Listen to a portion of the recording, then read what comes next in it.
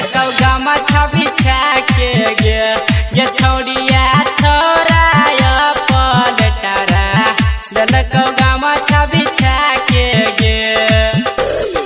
DJ वाला छौरा ललकौ light बुता के गे डीजे वाला छौरा ललकौ लाइट बुता के गे ये छौरी छौरा पलटरा ललकौ गमछा बिछा के गे ये छौरी छौरा पलटरा ललकौ गोदी उठा के गे। अभी आप सुन रहे हैं प्लैनेट म्यूजिक की शानदार प्रस्तुति। छोराय पलटरा गमछा बिछा के गे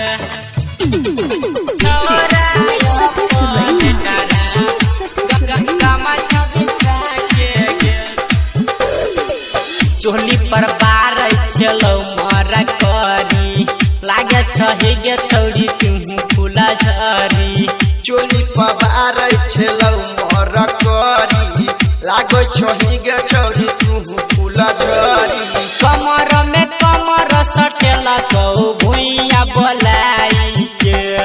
कमर में कमर सटेल कौ भुइया बोलाई के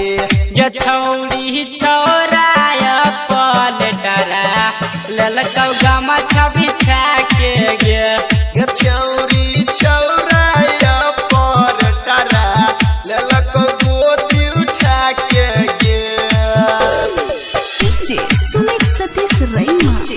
अभी आप सुन रहे हैं प्लैनेट म्यूजिक की शानदार प्रस्तुति। छोराय पलटरा गमछा बिछा के गे रमन जी यादव दो देलकौ मोबाइल गे चंदुआ छोरा नंबर केने रहौ डायल गे